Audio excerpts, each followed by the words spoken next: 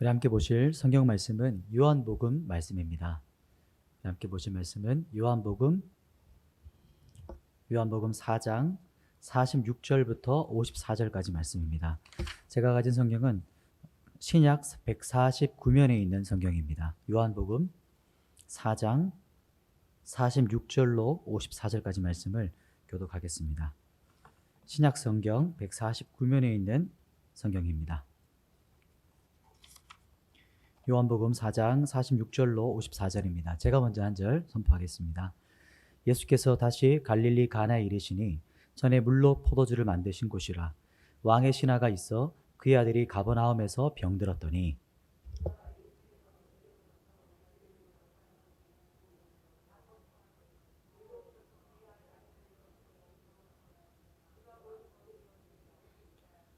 예수께서 이르시되 너희는 표적과 기사를 보지 못하면 도무지 믿지 아니하리라.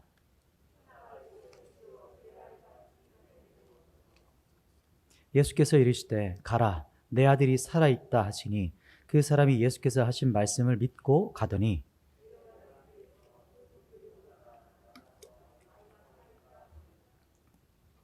그 낫기 시작한 때를 물은즉 어제 7시에 열기가 떨어졌나이다 하는지라.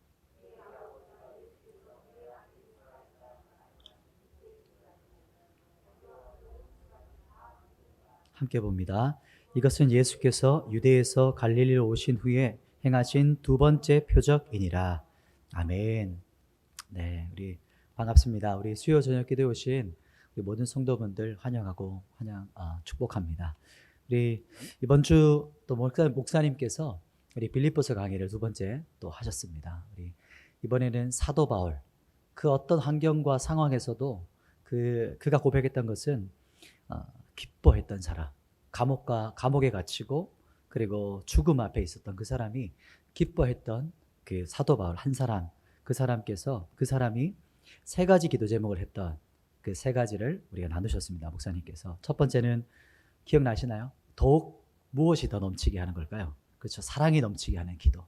이 사랑이 아가페, 하나님의 마음, 그러니까 그리스도의 심장으로 더욱더 풍성하기를 기도했던 첫 번째 기도 제목. 그리고 두 번째는 선한 것을 맞습니다. 분별하는 거. 여기서 말씀하실 때 로마서 12장 2절에 이 시대를 본받지 않고 분별하는 거기서 나왔던 그 분별하는 것에 대해서 말씀을 하셨고, 마지막으로 의의 열매가 가득하기를 기도했던 이 세 가지 기도 제목을 가지고 빌립보서 말씀을 나누셨습니다. 우리 이 말씀을 기억하시고 우리 한 주간도 계속해서 믿음으로 승리하시기를 소망합니다. 우리 성도분들, 우리 믿음이란 무엇일까요? 믿음이 뭘까요? 믿음이라고 질문을 드리면 알기는 알겠는데 이걸 어떻게 대답해야 될까? 이게 더 고민이 되는 질문이죠. 교회에서 믿음에 대해서 모르는 분은 아무도 없지만 이거를 정확하게 어떻게 설명하기가 쉽지 않은 이게 단어가 믿음입니다. 그래서 때로는 어린아이들한테 물으면 믿음이 뭐냐? 그럼 믿는 거예요. 이렇게 말을 하기도 하고, 또 중고등부 아이들은 아무런 대답도 없이 가만히 있습니다. 그리고 성도분들이나 복잡한 걸 좀 힘들어하는 분들은 목사님 다 믿습니다. 그렇게 복잡하게 얘기 안 해도 다 믿습니다. 이렇게 답을 또 오기도 합니다. 그런데 문제는 각자 자기의 신앙의 색깔대로 믿는다는 게 문제죠. 그죠? 여러분, 제가 질문을 드렸는데 믿음이라는 게 뭘까요? 믿는다라는 거. 오늘 우리가 보고 있는 요한복음은 믿음에 대해서 아주 강조하고 계속해서 반복되어지는 아주 중요한 단어 중에 한 가지가 믿음이라는 단어입니다. 이렇게 제가 설명을 예를 들면 조금 더 와닿으실 수 있을 것 같아요. 우리가 어떤 저 목사님은 혹은 저 장로님은 참 믿을 만해 이렇게 말하죠. 그럼 그게 어떤 의미입니까? 저 목사님의 성품과 그걸 봤을 때 저분이 하시는 말씀은 어떻게 할 수 있는 거죠? 믿을 수 있다 이렇게 표현하죠. 저 장로님의 성품과 그걸 우리가 경험하고 따져봤을 때 저분이 하신 말씀을 다 믿을 수가 있어. 이렇게 할 때 우리가 믿는다라고 표현합니다. 믿음직스럽다. 우리가 하나님을 믿는다라고 할 때도 이렇게 이해를 하셔야 됩니다. 우리가 하나님을 믿는다고 할 때 어떤 인격, 어떤 그 존재의 성품을 제거하고 그냥 믿음이라고 말하면 이것이 바로 예전에 우리가 있었던 샤머니즘적인 종교가 되는 겁니다. 인격이 빠진 그런 믿음이라는 것은 하나의 종교로 전락해버린 것이죠. 우리가 하나님을 믿는다라고 할 때 우리가 어려운 말로 하나님의 성품 또 혹은 하나님의 속성이라고 말하죠. 그죠? 들어보셨죠? 그것을 조금 더 어려운 말로는 신론이라고 합니다. 하나님이 어떤 분이신가. 그래서 우리가 처음 예배를 시작할 때마다 우리가 사도신경을 고백하는 것은 우리가 고백하는 그 내용과 믿음이 얼마나 중요한가를 함께 고백하는 겁니다. 그냥 덮어놓고 믿는 게 아니고 우리가 믿고 있는 이 기독교, 하나님이 어떤 분이신가, 하나님이신 그분이 이 땅에 오셔서 무엇을 하셨는가를 아주 우리가 구체적이고 명확하게 믿음으로 신앙을 고백하는 겁니다. 우리 기독교에 있어서는 믿음이라는 게 정말 중요한 것이죠. 오늘 성경 본문은 우리가 두 번째 이제 표적에 대한 것인데요. 오늘 이 표적, 두 번째 표적은 참된 믿음이란 무엇인가, 이것에 대한 주제입니다. 그러니까 믿음이라는 것이 무엇이고 또 믿음은 어떻게 생겨나게 되고 그리고 어떻게 이게 견고해지고 세워지는가, 이것에 대한 말씀이 오늘 이 두 번째 표적인 왕의 신하의 아들을 고치신 이 두 번째 표적 사건에 나오는 본문입니다. 우리 바로 본문으로 한번 들어가 봤으면 좋겠는데요. 첫 번째 우리 본문 말씀은 46절입니다. 우리 4장 46절 첫 번째 말씀을 우리 다 같이 합독하도록 하겠습니다. 시작. 예수께서 다시 갈릴리 가나에 이르시니 전에 물로 포도주를 만드신 아멘. 첫 번째, 기적을 믿는 믿음과 그리스도를 믿는 믿음입니다. 첫 번째 대지가 기적을 믿는 믿음, 그리스도를 믿는 믿음. 이 두 가지가 대조를 한다 이것이죠. 오늘 46절에 보시면 왕의 신하가 아들이 있었는데 이 아들이 어떻게 됐습니까? 병이 들었어요. 이 병이 너무나 깊었기 때문에 죽어가고 있는 것을 보고 이 높은 직위의 왕의 신하인데도 불구하고 예수님께서 계신 그 먼 곳으로 32km나 떨어진 그곳으로 찾아옵니다. 그래서 예수님께 이렇게 요청을 하고 있는 것이죠. 그 요청이 바로 47절인데요. 이렇게 요청합니다. 그가 예수께서 유대로부터 갈릴리에 오셨다는 것을 듣고 가서 청하되 내려오셔서 내 아들의 병을 고쳐주소서 하니 그가 거의 죽게 되었습니다. 이렇게 간청합니다. 예수님, 제 아들을 고쳐주세요. 지금 제 아들이 죽어가고 있어요. 이렇게 막 부탁하고 애절한 마음으로 지금 간청하고 있는 겁니다. 자녀를 가진 아버지의 마음, 그리고 아비의 마음이죠. 지금 사랑하는 사람을 잃어버릴 것에 대한 고뇌와 고통이 그 안에 있는 그 사람의 고백인 겁니다. 그런데 이런 애절한 간청에 예수님께서 어떻게 반응하고 계시냐면 우리 48절 말씀을 같이 한번 보도록 하겠습니다. 48절입니다. 시작. 예수께서 이르시되 너희는 표적과 기사를 보지 못하면 도무지 믿지 아니하리라. 아멘. 너희는 표적과 기사를 보지 않으면 도저히 믿지를 않는구나. 이렇게 예수님께서 오히려 이런 뉘앙스로 말씀하세요. 이게 무슨 말일까요? 이것을 좀 더 구체적으로 이해하기 위해서는 우리가 이 본문은 앞뒤 본문을 통해서 해석할 때 가장 안전하거든요. 그러니까 위의 본문을 보시면 이 본문이 조금 더 해석이 잘 됩니다. 그 위에 조금만 올라가시면요. 그 앞에 어떤 사건이 있었냐면 사마리아에 예수님께서 가시고 수가성 여인을 만나시고 사마리아인들을 만난 사건입니다. 거기 보시면 여기서 제가 먼저 우리가 성경 보기 전에 주목할 것은요. 이 왕의 신하의 믿음과 사마리아인들의 믿음을 한번 비교해 보시면서 성경을 보십시오. 우리 몇 절이냐면 42절입니다. 성경은 사마리아인들의 그 믿음, 예수님을 어떻게 믿었는가를 42절에 이렇게 말합니다. 우리 같이 한번 보도록 하겠습니다. 시작. 그 여자에게 말하되 이제 우리가 믿는 것은 내 말로 인함이 아니니 이는 우리가 친히 듣고 그가 참으로 세상의 구주신 줄 알미라 하였더라. 아멘. 여러분 보시면 사마리아인들이 처음에는 수가성 여인, 이 여인의 그 막 물동이를 던져버리고 막 마을로 와서 고백했던 그 전도의 말을 듣고 처음에는 예수께 나와왔어요. 그런데 42절에는 예수와 며칠을 유하고 나서는 그분의 말씀을 직접 듣고 나서는 뭐라고 진짜 이제 고백을 하고 있습니까?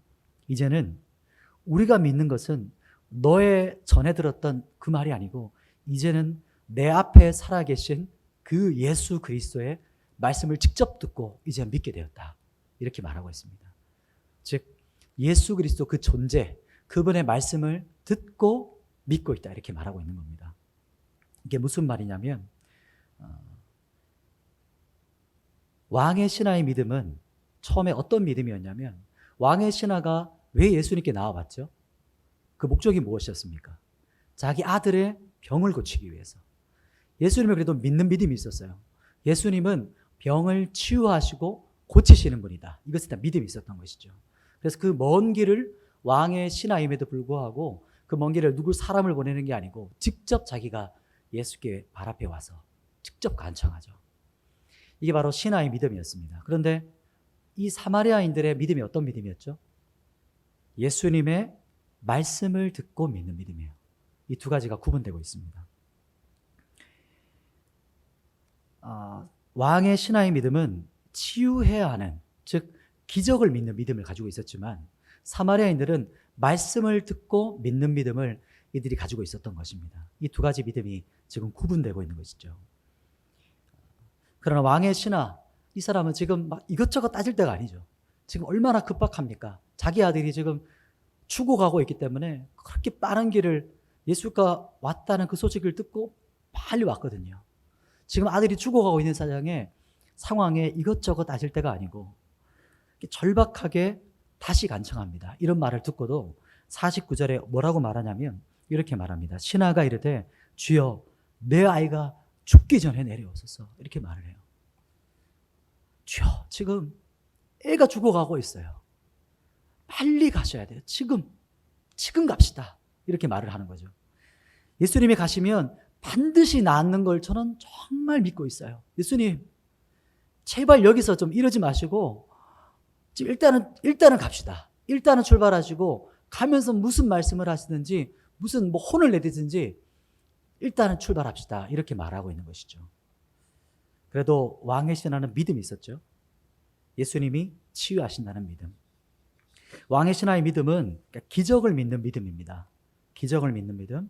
그러나 사마리아인들은 이 말씀을 믿는 믿음, 이것을 가지고 있는 겁니다. 참된 믿음은 말씀을 믿는 것이죠. 참된 믿음은 기적보다 말씀을 믿는 믿음이 참된 믿음이다. 이렇게 우리에게 성경 말씀이 본문이 말하고 있는 겁니다. 이제 여기서 두 번째 표적이 이제 일어납니다. 우리 두 번째 표적을 함께 보실 텐데요. 50절 말씀입니다. 우리 요한복음 4장 50절 말씀을 다 같이 보도록 하겠습니다. 시작. 예수께서 이르시되 가라 내 아들이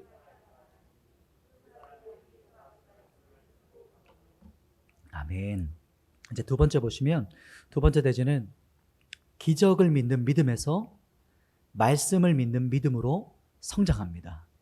이게 이 본문에서 지금 일어나는 일입니다. 예수님께서 말씀하시죠. 가라 네 아들이 살아있다. 이렇게 말씀하세요. 이렇게 말씀하실 때 왕의 신하의 반응이 어땠을까요? 오늘 방금 우리가 봤던 50절 말씀에 이렇게 말하죠. 본문은 한 줄로 이렇게 말합니다. 예수께서 하신 말씀을 믿고 가니라.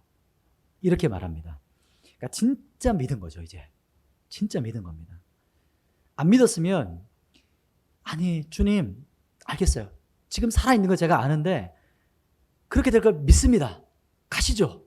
그리고 자기 생각과 자기 고집과 처음 자기가 왔던 그 생각에 완전히 사로잡혀서 어떻게든 예수님을 데려가려고 그랬겠죠. 그런데 예수님께서 이미 나았다. 네 아들이 살아있다. 라고 선포하시자 그에게 또 다른 믿음이 일어나는 것이죠. 이 믿음이 바뀐 것이 여기서 보이시죠.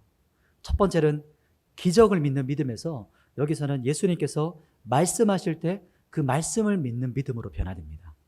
이게 더 정확하게 표현한다면 믿음이 자랐다라고 표현할 수 있죠. 더 자랐습니다. 믿음이 성장했다는 것이죠. 예수님께서 하신 말씀을 믿고 그대로 갑니다. 지금은 32km가 가깝지만 그 시대 또 이 지형을 봤을 때 먼 길을 떠나야 되거든요. 적어도 하루 이틀 정도의 길을 가야 되는 거리입니다. 다음 본문에 이제 종과의 대화를 보면 우리가 그걸 알 수 있거든요. 그의 믿음이 지금 어떤 믿음인가가 조금 더 구체적으로 나타납니다. 본문에 우리 51절과 52절 말씀을 다 같이 한번 또 보도록 하겠습니다. 51절, 52절까지입니다. 시작. 내려가는 길에서 그 종들이 오다가 만나서 아이가 살아있다 하거늘 그 낳기 시작한 데를 물은즉 어제 7시에 열기가 떨어졌나이다 하는지라. 아멘. 본문이 이렇게 말하죠. 내려가는 길에 종을 만났습니다. 그러니까 종이 이제 대답하기를 어제라고 말을 하죠. 어제. 그러니까 어제 이 왕의 신하가 예수님을 만났고 또 이 아들이 낳기 시작한 데가 어제에 있었다는 말입니다. 왕의 신하가 종을 만나자마자 처음 했던 질문을 묻는 말이 뭡니까? 이렇게 말하죠. 언제 낳았냐? 이렇게 말합니다. 언제? 자들을 잘 한번 들어보십시오. 왕의 신하가 이렇게 묻지 않았습니다. 내 아들이 진짜 살아있냐? 내 아들이 진짜 낳았냐? 이렇게 묻지 않고 뭐라고 말하냐면 정확하게 언제 낳았냐? 이게 무슨 말입니까? 당연히 낳을 것을 믿는데 그러면 그 낳은 게 언제라는 것이죠. 예수님께서 말씀하실 그때냐? 내가 예수님의 말씀을 듣고 믿음이 일어난 그 정확한 시간이냐? 이렇게 묻고 있는 것입니다. 왕의 신하는 진짜 믿은 거죠. 그전에는 기적을 봐야 믿었는데 지금은 왕의 신하는 말씀을 듣고 믿음이 일어난 것을 말하고 있는 겁니다. 믿음은 명사가 아니라 믿음은 동사다, 이런 유명한 말이 있습니다. 그 말이 바로 이 본문에서 일어난 일입니다. 그 말이 우리 믿음 생활에서도 경험할 수 있는 것이죠. 믿음은 이렇게 자라가고 성숙됩니다. 우리가 상황은 똑같은데 처음에는 우리가 기도가 응답되어야 믿어요. 어떤 게 바뀌어야 믿는 믿음에서 우리가 믿음이 점점 성숙해 갈 때 우리 상황과 환경이 바뀌지 않아도 우리 안에서 믿음이 일어나잖아요. 아, 이것은 하나님께서 말씀하시고 감동을 주실 때 아, 이것은 일어났구나. 이것은 곧 성취되는 일이구나. 그것에 대한 믿음이 일어나지 않습니까? 그런 것처럼 오늘 이 본문은요, 참된 믿음이라는 게 무엇인가? 이렇게 우리에게 말하는 것은 참된 믿음이 어떻게 생겨나고 어떻게 자라가는가에 대한 말씀을 우리에게 우리 표적을 통해 말씀하고 있는 겁니다. 그래서 왕의 신하의 믿음은 처음에 기적을 봐야 믿을 수 있었는데 이제는 믿음은, 이 사람이 가지고 있던 믿음은 들음에서 나는 믿음으로 지금 자라가고 있는 겁니다. 참 놀라운 성장이죠. 우리 이제 마지막으로 실제 믿음이 어떻게 자라고 우리가 어떻게 해야 믿음으로 승리할 수 있는가에 대해서 좀 나누기를 원합니다. 우리 로마서 말씀인데요. 우리 뒤로 조금 더 가도록 하겠습니다. 오늘 말씀을 끼워 넣으시고 로마서 말씀 10장입니다. 로마서 10장.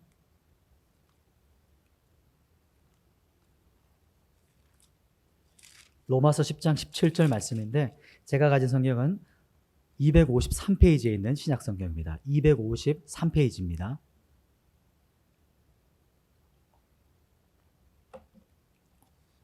로마서 10장 17절 말씀인데 그럼 이 믿음이 실제적으로 어떻게 생겨나고 자라가는가? 이 본문을 이해를 하겠는데 우리의 실제 삶에서 어떻게 이 믿음을 강하게 할 수 있나? 그것이 성경이 이렇게 말합니다. 로마서 10장 17절 말씀을 우리 다 같이 한번 선포하겠습니다. 시작. 그러므로 믿음은 들음에서 나며 들음은 그리스도의 말씀으로 말미암았느니라. 우리 한 번 더 볼 건데요. 이번에는 보실 때 조금 더 이 말씀이 뭔가 한번 이해하시면서 한번 보셨으면 좋겠습니다. 우리 다시 한번 선포하겠습니다. 시작. 그러므로 믿음은 들음에서 나며 들음은 그리스도의 말씀으로 말미암았느니라. 아멘. 이 로마서에서 사도 바울은 이렇게 말하죠. 믿음은 들음에서 난다. 믿는 것은 들을 때 생겨나는 것이다. 이렇게 말을 하는 거죠. 쉽게 말하면 믿음이라는 것은 들으면 일어난다. 이것이 바로 믿음의 원리입니다. 그러면 나쁜 믿음도 있습니다. 가짜 믿음. 가짜 믿음도 거짓을 들으면 가짜 믿음이 일어나는 것이죠. 가짜 믿음이 일어나게 되는 겁니다. 같은 원리인 겁니다. 그래서 사이비에 사람들이 빠지죠. 이단에 빠지죠. 그러니까 왜 그렇죠? 계속해서 거짓되는 거, 가짜 복음을 자꾸 듣다 보니까 또 가짜에 대한 믿음이 생기는 겁니다. 이게 같은 원리가 그 안에 있는 것입니다. 왜냐하면 이 계속해서 듣는 것에 믿음은 일어나는 그 원리가 이 성경 안에 있기 때문입니다. 그래서 여기서 끝나면 안 되고 우리가 방금 봤던 것처럼 뒷부분까지 같이 봐야 되죠. 17절 뒷부분이 이렇게 말하죠. 들음은 그리스도의 뭐로 나옵니까? 말씀으로 말미암는다. 이게 무슨 말입니까? 믿음은 듣는 것에서 생겨나는데 무엇을 들어야 되냐면 그리스도의 말씀을 들어야 믿음이 일어난다는 것이죠. 진짜 믿음은, 참된 믿음은 하나님의 말씀, 그리스도의 말씀을 들을 때 우리 안에서 일어나고 세워지고 견고하게 된다. 이것을 말하고 있는 겁니다. 그러니까 사도 바울이 이 세 가지를 하나로 묶어서 성경에서 탁 말하고 있는 것이죠. 그러니까 믿음의 원리를 가장 명확하고 명료하게 말하는 게 이 로마서 말씀입니다. 참된 믿음은 그리스도의 말씀을 들을 때 생겨난다. 참된 믿음은 그리스도의 말씀을 들을 때 생겨난다. 이것을 반드시 기억해야 됩니다. 그러면 또 이렇게 적용되겠죠. 그리스도의 말씀을 계속 들어야 믿음이 어떻게 될까요? 자라간다. 이런 뜻입니다. 왜냐하면 믿음이라는 것은 한 번 생기고 끝나는 것이 아니고 믿음은 계속해서 자라가고 커져가는 것이기 때문입니다. 견고해지는 것이기 때문에 한 번이 아니라 계속적인 믿음을 우리가 세워가야 한다. 성경이 말하고 있는 것이죠. 우리 조금 더 적용해 보신다면 이런 겁니다. 여러분, 세상의 말을 계속 들으면, 세상의 메시지를 계속해서 여러분이 들으면 어떤 믿음이 생길까요? 세상을 향한 믿음이 생기는 것이죠. 여러분, 이 원리가 이해되시죠? 세상의 메시지를 계속해서 들어요. 근데 그것이 거짓된 메시지, 가짜의 메시지예요. 진리가 아니에요. 그러나 우리가 계속해서 그 메시지를 들으면 우리 안에 알게 모르게 이미 우리 안에 견고한 증과 같은 거짓된 믿음이 털을 잡게 되는 겁니다. 왜냐하면 성경의 원리가 그것이기 때문에. 조금 더 우리 구체적으로 한번 적용해 보십시다. 세상의 메시지라는 것은 세상 가치관이죠. 바벨론 시스템을 말합니다. 이 세상이 굴러가는 모든 통치 시스템을 말하는 것이죠. 세상 가치. 그래서 세상에서 나오는 바벨론 시스템에 여러분이 계속해서 주입을 받으면, 계속해서 노출되어지면 여러분은 어떻게 세팅이 될까요? 우리의 마음과 생각과 우리의 사고체계가 세상 가치, 그리고 이 사람은 더 나아가서 바벨론의 사람이 되는 거예요. 그렇게 마음이 굳어져 버리게 되는 것이죠. 구체적으로 어떤 가치관들이 있습니까? 한번 생각해 보시면 세상이 주는 가치관, 성경과 완전히 반대되지만 우리 안에 또 혹은 세상 사람들 안에 뿌리 내리고 있는 거짓된 가치관이 어떤 게 있습니까? 명예가 있죠. 유명해지고 사람들이 칭찬하면 그게 최고야. 권력이 있죠. 높아지는 게 최고야. 만몬, 돈이 힘이야. 가져야 힘이 있어. 젊은 사람들에게는 또 뭐가 있습니까? 스펙. 내가 갖추어야 되는 거야. 또 뭐가 있습니까? 학벌과 지연. 어떻게든 성공을 위해서는 내가 어떤 퀄리티를 가지고 있어야 되고 모든 지연들을 가지고 있어야 내가 세상 가운데 뭔가 할 수 있어. 여러분, 우리 안에 어떤 가치관이 우리 안에 자리 잡고 있습니까? 성경적 가치관이 아님에도 불구하고 우리 안에 암묵적으로, 무의식적으로 혹은 의식하면서도 내 안에 하나님의 말씀을 대적하고 있는 견고한 진이 있는 겁니다. 그거 왜 생긴 것이죠? 뭔가를 계속 들은 것이죠. 그리고 듣고 그것을 동의하고 어느 순간 내 마음의 믿음으로 붙잡고 있는 것이에요.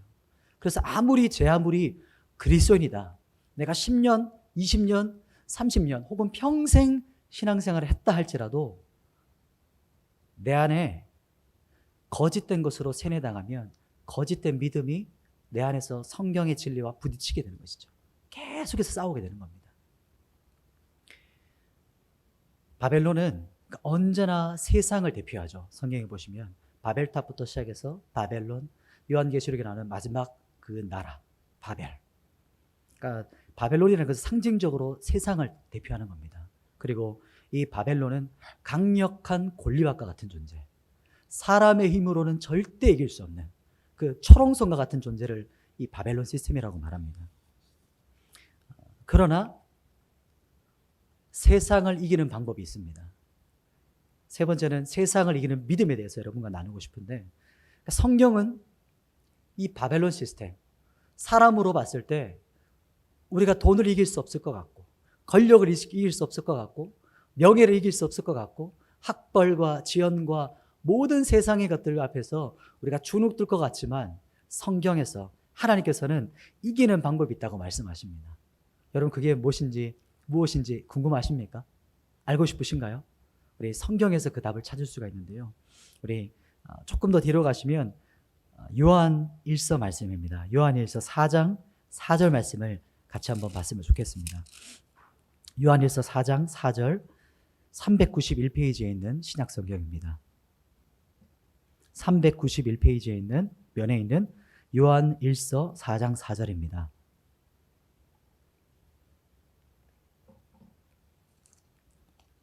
우리 다 함께 우리 읽도록 하겠습니다. 요한일서 4장 4절 시작. 자녀들아, 너희는 하나님께 속하였고 또 그들을 이기었나니 이는 너희 안에 계신 이가 세상에 있는 자보다 크심이라. 아멘. 하나님께 속한 자들이 세상을 어떻게 했죠? 이겼다라고 말씀하세요. 어떻게 이겼냐면 너희 안에 계신 예수 그리스도께서는 세상보다 크시다, 이렇게 말씀하세요. 근데 현실은 어떨 때가 많습니까? 내 안에 예수 그리스도께서 살아계신데 세상 가운데 우리가 이길 때가 많습니까? 질 때가 많습니까? 질 때가 있죠. 종종 있죠. 왜 그런 것이죠? 왜 세상 가운데 이기는 것보다 질 때가 많을까요? 내 안에 계신 예수 그리스도가 내 안에서 온전하게 드러나지 못하기 때문이에요. 우리가 예수 그리스도를 막고 있기 때문이고, 내 세상 가치가 하나님의 가치, 성경의 생각보다 내가 더 앞서기 때문입니다. 내가 결정하고 내가 판단하고 내가 원하는 대로 하기 때문에 하나님의 뜻이 이루어지기보다 내 뜻이 이루어지기 때문에 세상에서 지는 것이죠. 골리앗을 이길 수 없는 것이죠. 여러분, 성경은 말합니다. 세상을 이겼다.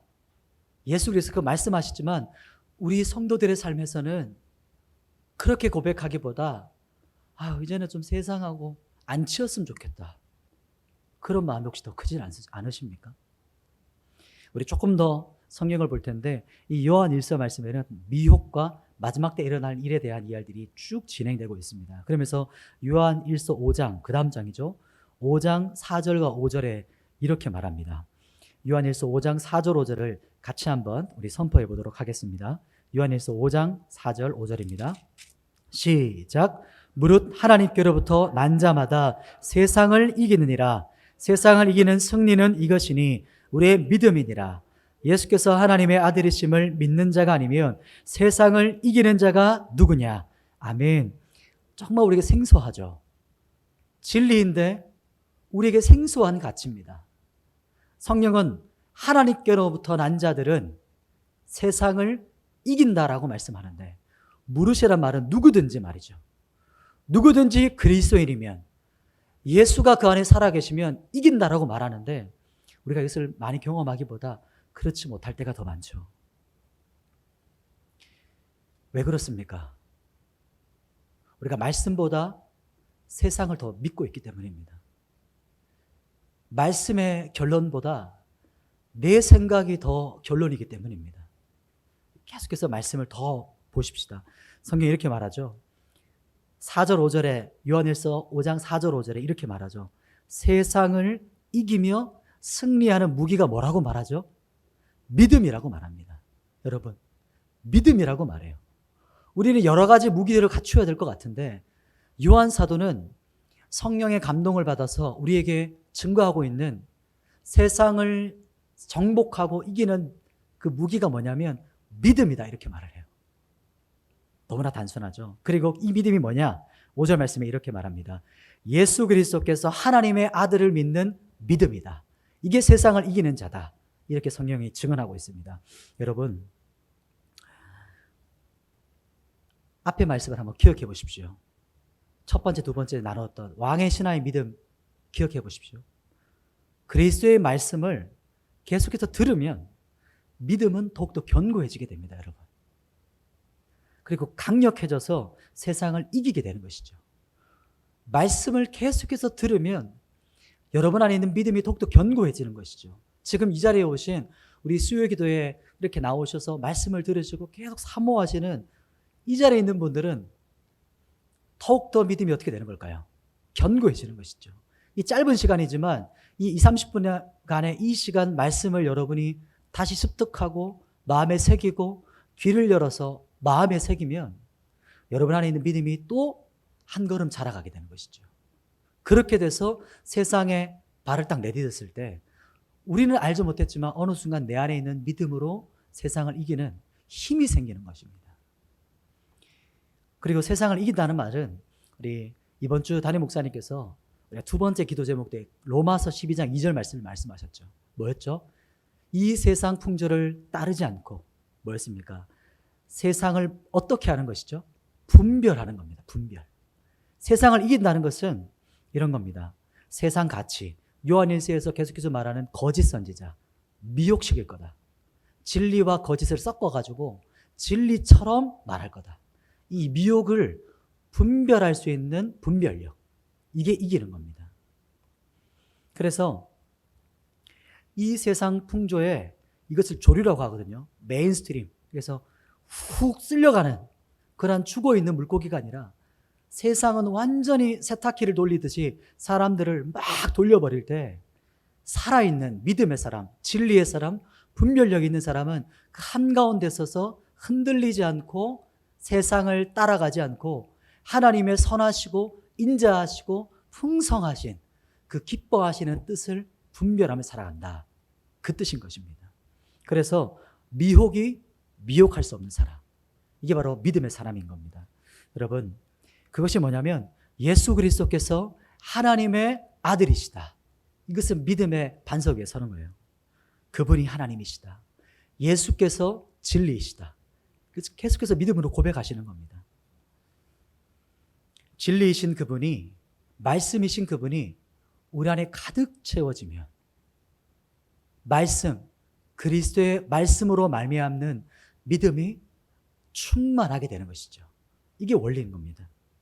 그래서 거짓이 아무리 우리 안에 밀려와도 내 안에 그리스도께서, 내 안에 진리이신 예수께서 계시기 때문에 이 거짓이 들어올 수가 없는 것이죠. 어둠이 빛 가운데 드러나게 되는 것이죠. 완전히 그냥 소멸되어지게 되는 겁니다. 그래서 우리가 이것을 계속해서 사모하는 것이죠. 여러분, 그러나 또 안타까운 것이 있습니다. 뭐냐면 내가 왜 세상에서 지는지조차 모른 채 신앙생활을 하고 있는 거예요. 그게 정말 안타까운 겁니다. 그래서 어떤 그리스도인은 미혹된 믿음을 가지고 있으면서도 내가 세상 사는 법을 알고 내가 나이가 얼만데 내가 세상을 얼마나 어려운 것도 겪고 왔는데 내가 세상 사는 노하우를 다 안다. 이렇게 진리의 말씀과 진리가 아니라 내가 가지고 있는 내 생각의 노하우로 세상을 믿음으로 살아가고 있다는 미혹, 여기에 빠지는 겁니다. 그러니까 성경에서 말하는 세상을 이기는 믿음이 아닌 것이죠. 그것은 성경에서 이렇게 말하는 거죠. 그것은 세상과 적당히 타협하는 것이다. 이렇게 말하는 겁니다.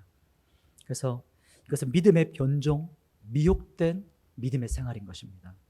가장 큰 미혹은 자기 자신이 미혹의 늪에 빠진지조차 모른 채 살아가는 거죠. 그래서 세상의 늪에서 내가 점점 가라앉고 있고 내가 점점 세상에 쓸려가고 있다는 것조차 인식하지 못하는 겁니다.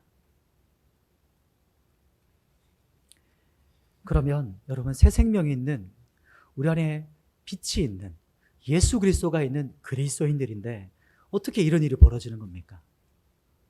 왜 이런 일이 벌어지는 걸까요? 믿음의 원리입니다. 믿음의 원리. 믿음은 들음에서 나기 때문에 세상의 말을 계속해서 반복해서 듣다 보면 나는 믿음으로 살고 싶은데 믿음으로 살아갈 수가 없게 되는 것입니다. 내 생각은 믿음이지만 실제적인 내 안을 정복하고 있는 것은 세상인 것이죠. 껍데기는 그리스도인인데 내 알곡, 내 본질은 내 세상, 내 가치관은 세상 가치관으로 가득 차서 겉껍데기만 교회를 다니면서 세상 사람처럼 살아가게 되는 것이죠. 그게 미혹의 늪에 빠진다는 것입니다. 요한일서 2장 16절인데요. 우리 앞으로 2장만 더 한번 건너가 보시죠. 이제 마지막 성경 이제 찾는 말씀입니다. 요한 1서 2장 16절입니다.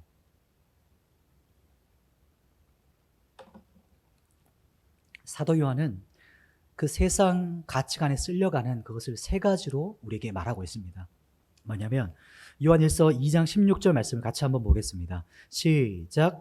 이는 세상에 있는 모든 것이 육신의 정욕과 안목의 정욕과 이생의 자랑이니 다 아버지께로부터 온 것이 아니요 세상으로부터 온 것이라. 여러분 2000년 전이나 지금이나 똑같은 원리입니다. 세상은 사탄은 지금도 이렇게 역사해요.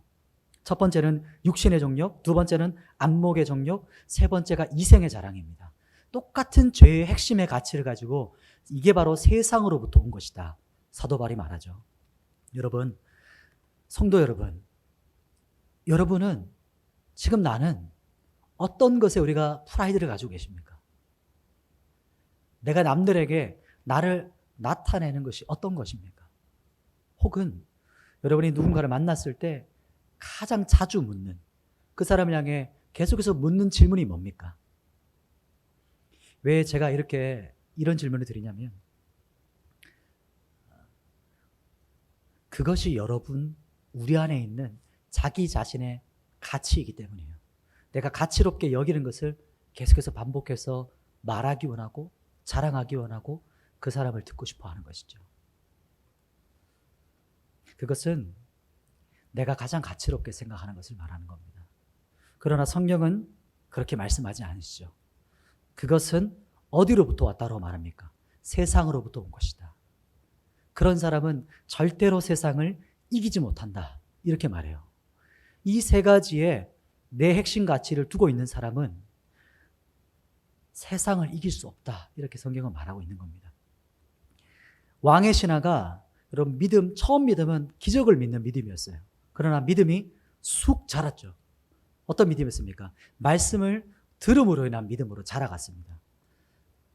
성도분들, 요즘 여러분들은 무엇을 듣고 무엇을 보고 계십니까? 여러분이 집중적으로 듣고 있는 것, 여러분이 계속해서 보고 있는 게 어떤 것이 있습니까? 이 질문을 드리는 이유도 마찬가지입니다. 여러분이 계속해서 듣고 보고 있는 그것이 여러분의 믿음을 지금 계속해서 형성해가고 계시기 때문입니다. 자신을 돌아보셔야 됩니다. 아이들은 본대로 행동하고 들은 대로 행동한다는 말이 있죠. 그렇죠? 왜냐하면 그 안에 성경적 원리가 그 안에 있기 때문입니다. 여러분, 사람은 세상에서 본대로 살고 들은 대로 살게 돼 있습니다. 그것을 벗어날 수 없죠. 우리 믿는 자들도 똑같은 이 원리 안에 있습니다. 그리스도의 말씀을 듣고 살아가면 말씀대로 살아가요. 믿음으로 살아가요. 그러나 세상에서 말을 듣고 세상 가치관을 듣고 살아가면 세상 사람처럼 삽니다. 똑같은 원리입니다, 여러분. 그래서 여러분 안에 말씀이 충만하지 못하면 골리앗 앞에 벌벌 떨던 그 사울과 이스라엘 사람처럼 되는 겁니다. 돌밑으로 골짜기로 숨었지 않습니까?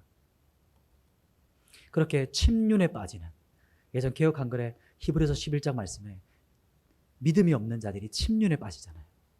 지금은 뒤로 물러난다 이렇게 말을 하는데, 다 큰 어른들이 생각해 보십시오. 우리 지난주 금요일 담임 목사님이 이 골리앗과 이 다윗의 말씀을 전하셨잖아요. 다 큰 어른들이 청소년, 이제 갓 벗어난 청소년 그 애를 앞에 밀어넣어요. 그 앞에 누굽니까? 골리앗 앞에 내려놔요. 상상이 되십니까? 그리고 말씀을 지난주 들으면서 막 다윗에게 화를 냈던 누구죠? 큰형 엘리압 막 화를 내요. 그러면서 저도 생각하기를 그렇구나. 골리앗과만 영적 전쟁을 한다 생각했는데 내부 안에서 영적 전쟁을 하는 거구나. 가장 친한 사람, 어찌 보면 혈연관계, 나와 가장 친밀한 가족이 나를 막 책망하는 거구나. 그런 생각을 이제 하게 되었습니다. 목사님 말씀을 들으면서. 또 한 가지 또 생각하면서 그 말씀을 들으면서 한 가지 생각 들었던 것이 이겁니다. 아니, 엘리압이 혼낼 게 아니고 본인이 나갔어야죠. 그렇죠. 그리고 엘리압이 아니죠. 오히려 이스라엘 백성들을 위해 어깨 위에 머리 하나가 더 있었던 사람이 누굽니까? 사울 왕이죠. 그때 사울 왕이 나갔어야죠. 그런데 다윗이 나갑니다. 그리고 사울이 전쟁에 승리하고 돌아오면서 무슨 말을 듣습니까? 사울은 천천히요. 다윗은 뭡니까? 만만이라 이 말을 듣고 확 마음에 그 말이 확 꽂히죠. 자존심이 완전히 상해가지고 평생 사울의 인생이 어떻게 살아갔습니까? 다윗 쫓아다니는 거. 평생 그 인생을 살다가 허무하게 죽습니다. 오히려 믿음의 사람을 핍박하는 사람으로 살아갈 수 있게 되는 것이죠. 말씀을 정리하겠습니다. 성도분들, 여러분은 어떤 믿음으로 살기 원하십니까? 기적을 봐야 되는 믿음입니까? 이것이 나쁘다는 것이 아니죠. 첫 번째, 첫걸음마죠. 말씀을, 첫 번째는 기적을 봐야 되는 겁니까? 아니면 사마리아인들, 말씀을 들음으로 믿는 믿음입니까? 기적이 확실하죠. 눈에 보일 때 와 하는 그런 탄성들이 터져나오거든요. 그러나 믿는 우리는 이미 이 단계를 뛰어넘었습니다. 요한복음에서 20장 29절에 이렇게 말합니다. 예수께서 이르시되 너는 나를 본고로 믿느냐? 보지 못하고 믿는 자들은 복되도다 하시도다. 우리가 예수 그리스도를 아직 보지 못했죠. 여러분, 눈으로 보지 못했지만 본 분이 계실 수 있지만 거의 대부분은 눈으로 우리가 보지 못했지만 예수님을 사랑합니다. 그분을 믿어요. 이게 엄청난 믿음이라는 것입니다, 여러분. 우리는 이미 복된 자들, 정말 보지 않고 믿는 믿음을 가진 자들입니다. 그러나 믿음은 이렇게 한 번 믿고 끝나는 게 아니에요. 그죠? 그래서 계속해서 자라가야 되는 겁니다. 이 왕의 신하가 처음 예수에 대한 소식을 듣고 믿음이 자랐는데 실제 예수께 와서 그리스도의 말씀을 듣고 이제는 기적의 믿음에서 말씀을 들음의 믿음으로 성숙해요. 자라갔어요. 그리고 나서 그 믿음이 자라가는 방법이 뭐냐면 성경은 그리스도의 말씀을 들음에서 난다. 이렇게 성경은 말하고 있는 겁니다. 우리가 세상 가운데서 알게 모르게 혹은 의식적으로 무의식적으로 세상의 말을 듣고 있지 않습니까? 얼마나 많은 메시지들이 쏟아져 나옵니까? 그래서 어느덧 우리는 세상 향한 믿음이 더 커져가요. 그래서 이렇게 3일 저녁에 함께 모이는 것이 얼마나 귀한 시간인지 몰라요. 다시 한번 중간에 우리의 믿음을 견고하게 세우는 것이거든요. 그래서 여러분, 말씀이 세상 말을 이기도록 해야 되는 겁니다. 반대가 되면 안 되죠. 세상 말이 말씀을 이기게 하면 평생 갈등만 하다가 죽게 돼요. 그러나 말씀이 충만한 사람, 그리스도가 충만한 사람은 세상 말이 계속해서 침도하려 하지만 진리로 충만한, 분별하는 사람은 세상 미혹을 분별하고 미혹에 쓸려가지 않고, 그래서 거짓된 가치관이 들려올 때마다 그것을 분별해서 진리로 이기는 사람이 되는 겁니다. 그게 바로 성경에서 말하는 세상을 이기는 것은 이것이니 너희의, 우리의 믿음이니라, 이렇게 말하는 원리인 것입니다. 그러면 여러분, 그리스도의 말씀 앞에서 우리가 순복하고 진짜 우리가 믿음의 사람으로 세워져 가기를 소망합니다. 그래서 우리 안에 원하시는 오늘 성경에서 말하는 두 번째 표적의 메시지는, 핵심 메시지는 너희의 믿음이 어디 있느냐? 너는 진짜 나를 믿고 있느냐? 네가 나를 믿고 있느냐? 세상을 믿고 있느냐? 이것을 우리에게 묻고 있는 겁니다. 너의 믿음은 세상을 이기는 믿음이냐? 세상에서 정복당하고 지는 믿음이냐? 이것을 두 번째 표적에서 우리에게 질문하고 있는 겁니다, 여러분. 저는 아직 어리고 미숙하지만 여러분, 말씀은요, 전하는 자의 어떤 미숙함이나 부족함에 따라서 달라지거나 변개되지 않습니다. 진리는 살아서 계속해서 역사하는 겁니다. 말씀은 말씀이신 그분이 우리 가운데 역사하시거든요. 그래서 여러분, 우리가 이 말씀 앞에 정직한 심령으로 날마다 계속해서 세워져 가기를 소망합니다. 주님, 이 시간뿐만 아니고 여러분이 날마다 살아가실 때 말씀을 짧게 1분이라도 5분이라도 10분이라도 말씀을 하루에 먹으실 때 정직한 마음, 진실한 마음, 다윗이 그렇게 회개하며 말했던 정직한 영을 내게 새롭게 해주십시오. 그런 마음으로 말씀 앞에 여러분을 세우시고, 그래서 진짜 세상이 보기 원하는 하나님의 아들들, 이 사람들은 세상을 이기는 자들, 그리고 세상이 감당하지 못하는 믿음의 사람, 그래서 세상이 두려워하는, 경외하는 사람들이 우리 모든 동성애 성도들, 또 우리 한 분 한 분, 또 가정들이 그렇게 세워가기를 소망합니다. 제가 기도드리겠습니다. 하나님, 우리 동성교회가 하나님 앞에 더 가까이 나아가기를 기도하며 이 한 해를 시작합니다. 주님, 우리가 오늘 말씀처럼 하나님의 말씀, 그리스도의 말씀을 믿음으로, 주님의 믿음이 강력한 성도, 또 믿음으로 승리하는 교회가 되게 하여 주시옵소서. 하나님, 무엇보다 이 나라와 민족을 주님 기억하여 주십시오. 주님, 한국교회를 기억하여 주십시오. 이 급박한 이때에 우리가 한 마음으로 나라와 민족을 위해 기도하고, 주님께서 다시 한국교회 가운데 역사하셔서 우리의 믿음을 다시 새롭게 하고 세상을 이기는 믿음으로 일어나서 하나님, 세상 가운데 진리의 사람으로, 진리의 믿음을 가진 교회들로 다시 한번 세워질 수 있도록 하나님 은혜를 부어 주시옵소서. 하나님, 이 나라, 이 땅을 피로 값주고 사시고 120여 년 전에 복음의 씨를 이곳에 뿌리셔서 지금 우리 여기, 또 우리 다음 세대까지 복음을 우리에게 연결해 주신, 우리에게 복음의 생명을 부어주신 하나님 감사합니다. 주님, 이 믿음의 유업이 끊어지지 않도록, 무엇보다 우리 동성교회가 이 믿음의 위협이 더욱더 견고해져서 우리 부모 세대, 아비 세대 어깨 위에 서서 우리 다음 세대 자녀들이 세워져 갈 수 있도록 주님 은혜를 더하여 주시옵소서. 복음의 능력과 말씀의 능력이 충만한 교회가 되게 하여 주시옵소서.